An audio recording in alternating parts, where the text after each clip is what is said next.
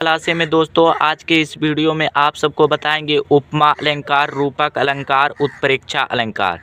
दोस्तों आज के इस वीडियो में उपमा अलंकार, रूपक अलंकार, उत्प्रेक्षा अलंकार का एकदम निचोड़ आपको मिलने वाला है। दोस्तों अगर कक्षा 10वीं में है या फिर 12वीं में है तो ये जो उपमा अलंकार, रूपक अलंकार, उत्प्रेक्षा अलंकार होता है बहुत ही महत्वपूर्ण है, क्योंकि बोर्ड एग्जाम में पूछा जाता है। हर साल ये बदलने वाले क्वेश्चन नहीं है, हर साल आने वाले क्वेश्चन है, ठीक ना। तो एकदम आसान तरीके से आप सबको इसका परिभाषा बताएंगे। पहले बताएंगे उपमा अलंकार किसे कहते हैं। जहाँ पर किसी एक वस्तु की तुलना दूसरी वस्तु के रूप, रंग, गुण, धर्म के आधार पर की जाती है उसे उपमा अलंकार कहते हैं। दोस्तों जहाँ पर किसी एक वस्तु की तुलना, मान लीजिए कोई एक वस्तु है उसकी तुलना एक प्रसिद्ध वस्तु से की जाती है। कोई मान लीजिए कोई वस्तु है और उसकी तुलना एक प्रसिद्ध वस्तु से कर रहे हैं तो उसे उपमा अलंकार कहते हैं, ठीक ना।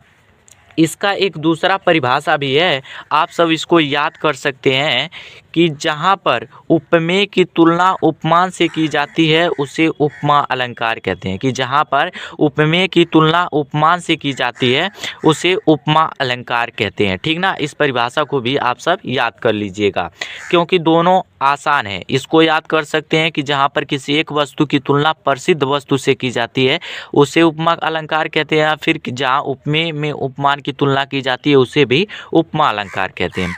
अगर आपको समझ में नहीं आया तो उदाहरण से आपको समझा देंगे कि राम चंद्रमा सा सुंदर है, अर्थात जितना सुंदर राम है उतना ही सुंदर चंद्रमा है। अर्थात राम की जो सुंदरता का तुलना किया जा रहा है वो चंद्रमा से तुलना किया जा रहा है कि राम चंद्रमा कितना सुंदर है।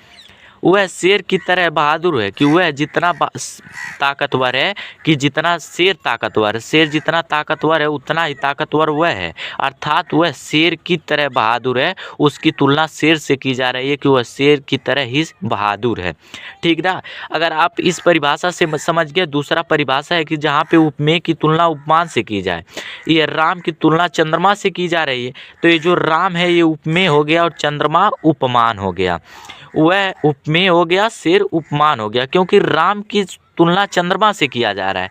वही चीज़ मैंने बताया कि जहाँ उपमेय में उपमान की तुलना की जाए तो अर्थात ये राम उपमेय हो गया और चंद्रमा उपमान हो गया, ठीक ना। तो आपको समझ में आ गया होगा। उसके बाद से रूपक अलंकार आपको बता देते हैं, आसान तरीके से एकदम बताएंगे।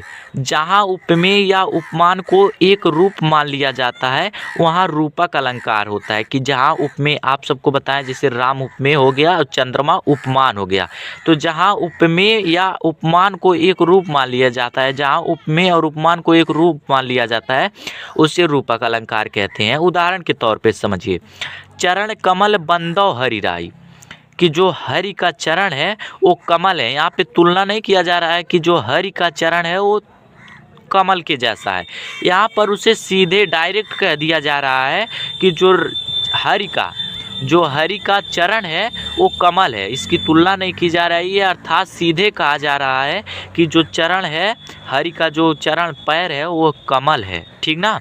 पायो जी मैंने राम रतन धन पायो, पायो जी मैंने राम रतन धन पायो। मान लीजिए आपने राम के पुजारी हैं तो वो कह रहे हैं कि पायो जी मैंने राम रतन धन पायो, अर्थात राम को पाए और राम को रतन बता रहे हैं कि मैंने रतन को पा गए। राम को पाए लेकिन उसको रत्न बता रहे हैं कि राम नहीं मैंने रत्न पा गए। यही चीज़ यहाँ पे कहा जा रहा है जहाँ उपमेय के उपमान मान लिया जा रहा है। यहाँ चरण क्या है, उपमेय है, और कमल क्या है, उपमान है। तो यहाँ पे तुलना नहीं किया जा रहा है बल्कि ये रूप मान लिया जा रहा है कि अर्थात उपमेय ही उपमान है।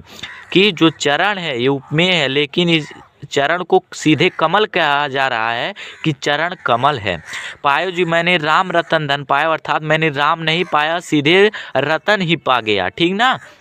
तो यही चीज़ें बताएं कि जहाँ उपमेय में उपमान की तुलना हो, तुलना नहीं, जहाँ पे उपमेय या उपमान को एक रूप मान लिया जाता है उसे ही वो रूपक अलंकार कहते हैं, ठीक ना। उसके बाद से है उत्प्रेक्षा अलंकार। उत्प्रेक्षा अलंकार है कि जहाँ उपमेय में उपमान की संभावना प्रकट की जाए। कि जहाँ उपमेय में उपमान की संभावना प्रकट की जाए वहाँ उत्प्रेक्षा अलंकार होता है। इन अलंकारों में मनु मानहु जन जानहु मानव जैसे शब्द का प्रयोग होता है। मनु मानहु जन जानहु, यहाँ पे कॉमा रहेगा, मनु मानहु जन जानहु जैसे शब्दों का प्रयोग होता है। जैसे उदाहरण में देखो, सिर फट गया उसका वही मानो अरुण रंग का घोड़ा हो।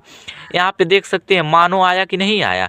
और मैंने वही चीज़ बताया है कि मनु मानहु जन जानहु मानो जैसे शब्द आते हैं कि इस अलंकार में दोस्तों इस तरीके से अगर आपको उत्प्रेक्षा अलंकार पूछा जाए कि इसमें कौन सा अलंकार है, अगर मनु मानहु जन जानहु मानो जैसे शब्द अगर आपको दिख गए तो जान लीजिए उत्प्रेक्षा अलंकार है।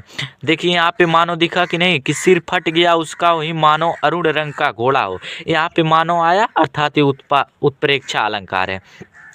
दोस्तों उम्मीद करता हूँ ये वीडियो आपको पसंद आया। अगर वीडियो पसंद आया तो लाइक कर दीजिएगा, मेरे चैनल पे नया हो तो मेरे चैनल को सब्सक्राइब कर दीजिएगा।